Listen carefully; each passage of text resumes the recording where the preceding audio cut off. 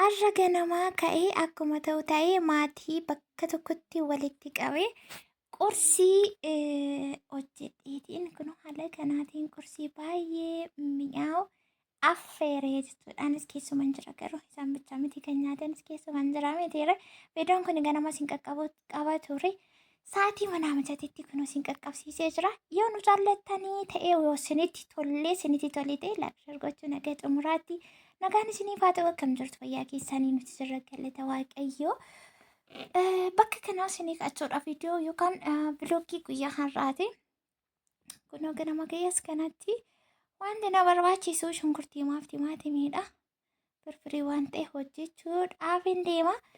Yaa firfiriin akkasitti hojjetama aduun isaa fuuldurri isaa akkasii kanasitti dabalama sanasitti hin dabalamu waan jedhanii hojjechuun barbaadu maaliif namni kamuu mana isaa keessatti akka barbaadee fi waan barbaadetti dabalee hojjetachuuti danda'a. Isin immoo erga daawwattanii ilaaltanii dhumarratti wanti gaafattan yoo jiraate immoo isaa kan tokko beeku tokko hin beeku waan ta'eef sana isinii deebisuu danda'an alatti dura shunkurtii galchaa timaatimii maalii minaaminii jechuu hin barbaadu. Kunoo akkuma argitan jalqaba kan na barbaachisu shunkurtiidha. Shunkurtii haala kanaan kataf godhee ganamadha. Bokkaan kaleessa galgala irraa jalaa walitti camaadhe walitti qotee oofee roobee hin qorra bakka har'a ganamaroo kan hin qorra amma immoo har'as aduu akka malee baasaa olii bokkaan bu'uuf lafa ga'uu ga'ee jiraatudha.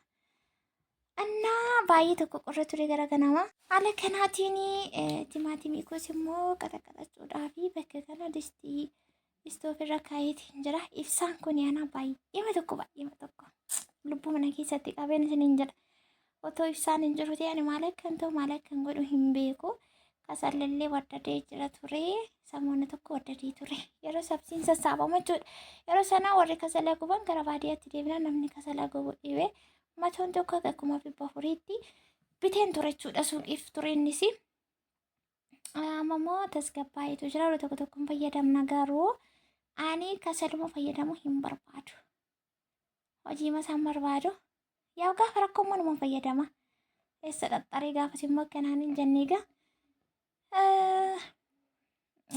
Tan qabaarraartee kasalla akkamittiin fayyadamtu immoo akkanaan hin jenne ayyaadan jedha malee waanumti naniin tanaa hidhuun jiru. Kunoo zayitii kotti naqeetiin jira. Amma kana shunkurtiitti nafa xabas gochaan jira. Bakka deemnus qabna dheera gammiin har'a wajjin har'a jiras garuu waan an deemuuf jedhee yeroo kan garuu qidaamee yeroo itti deemu qaba. Achi shunkurtii kotti zayitii koo naqee xabas godhee kuni qullubbii adii fi jinjibila walitti xiqqoo kana daakee firiijii keessaan qaba. Achi salleetti godhe.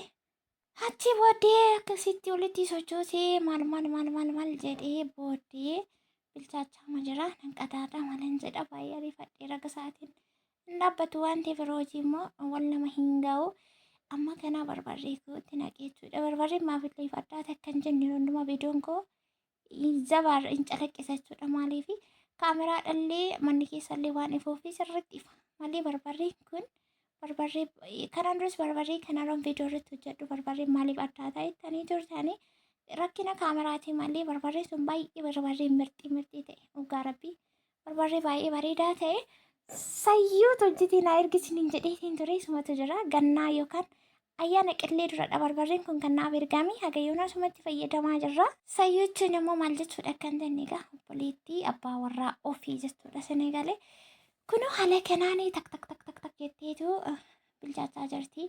Wanta inni itti naquwanii si waan barbaadan itti godhachuu dandeessu. Ani kan inni itti naqu gundoo barbaadee kaarii paawudarii akkasuma itaalii qimamii jira suupermaarkeetii irra soo barbaadan wanti dhibeen jiru hamshiraachuu. Amma immoo shaboodhachuudha umarratti qaaraa beekaman itti gochuu dhiisee maaliifi egaa obboleessi koo na bira dhufee jira eeguun isiniin jedheetiin ture innis immoo qaaraa leellisuu yookaan badaa hin danda'u kanaaf itti gochuun barbaanne malee qaaraan firfirii keessaa baay'ee tokko namatti tola. As kana buuphaa 4 affeeleen jira jechuudha. Buuphaan tokkoon ishee bara 22 soomii keessa ati soomii keessa maaf nu qorta akkanaan hin jenne gamaa gochuu hin danda'u dhiifama naa godhaa. Isiniin jedha hin gaddas waa lukkuu isinitti haasa'e lukkuunis buuphaanis baay'ee tokko guddiidha jechuudha. Soomii kana keessa iyyuu nama ajaa'iba namni nama nyaata ta'e akka akkaataan isaa nama hin galu Buuphaan kuni kan faranjiidha bira 22 garuu suuqii keessa jira nu bira. Kan habashaammoo bira 25 jechuudha. Isa booddee kun akkasitti quncisee qopheesse maal jedhee sukoo yookaan immoo kana firfiriitti godhus kunoo naadamfee jira. Kunoo kan ammoo jinjibilaa qurunfudii waan tokko tokko kan shayiitti namooti naqee shayii irratti damsuudhaaf kunoo bishaan ho'aa itti naqadhe jechuudhas kanatti immoo shayiin hin barbaachisa mitiire. Jinjibilli shayii keessatti baay'ee tokko namatti tola. Akkasuma qarafaanii kun immoo qintinaa shayiidha qixal shayii hambassaa. Qixal shayii hambassaa jedhamu kan leenca safarraa qabu. Kunoo istoofii kanaa kan shayiidha. Bunallee itti damsachuu dandeessu. Kan achiin fidadhe jechuudha istoofii kana bakka barbaadan fudhatanii kaawwatanii itti hojjetachuu dandeessu.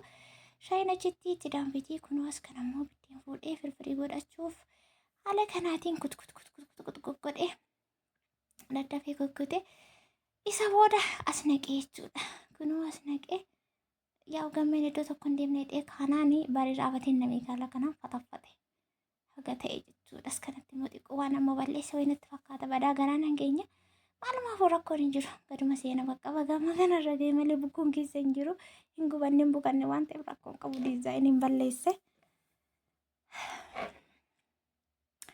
Isa booddee shayii haala kanaan bubbuusee maal jedhee amma kana yaa jidduutti suuqii ka'u waanuma jiru as teerachi galaa jirti. Kunoo akka kanaatti qursii baay'ee bifamaatii bakka tokkotti walitti qabamnee nyaanni haa nyaannu warri yaaddanii hojjedhaatii nyaadhaa yoo dhuftan immoo karaa mana keenya darbaa balballi keenya banaadha isiniin jennaa yaa qaaraa ittiin guggunnee garuu as kanarra kakkaa'een ture abbaan jaallate haa nyaatodhe.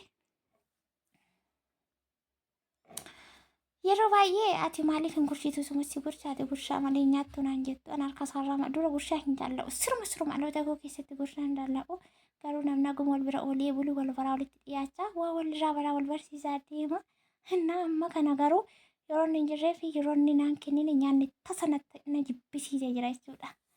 Akkasitti naa qabadha innaa isumatu gurshaatti fiigaa jechuudha malee anis sinuman kennaaf garuu isatu irra caala. An ammas kana faa taa'ee waan ta'e isatu natti maayira. Isumatu baay'ee tokko na dhibe waan ta'e tokkotu natti maayira. Innaa akkas isiniin jedhaa viidiyoo keenya egaa akkuma isiniin jedha warri jaallattan isinitti tolee yoo jiraattan sabiskiraayib illee godhaa maatii keenyatti dabalamaa akkasuma viidiyoo keenya laayik sheer gochuun asabas ta'eetii keessan yaada keessan babbareedaa dhugaa dubbachuudhaaf koomentiin nama tokko nama lama sadii baay'ee tokko namatti tola yaadni keessan jechuudha naan dubbisa. Komentii qeeqa qabu badaa of jalatti argeen beeku kun immoo kabajaaf jaalaladdoo sinnaaf qabdan natti agarsiisa anaaf mooraalii haamalee jajjabina fuulduratti akkan deemu bulee keessan biratti akkan dhufu na taasisa waan ta'eef baay'ee galatoomaa ulfaadhaan isiniin jedha. Egaa istoofii kan akkuma isinuu beektan achiin fide yaa istoofiin kun baay'inaan kan argamu Saawud Arabiyaatti jechuudha. Asis hin jiru jechuu osoo hin taane Saawud Arabiyaa baay'inaan jira. Kunoo kana fakkaataa gandeebee dhufutti nagaa fayyaa ta'a baay'ee.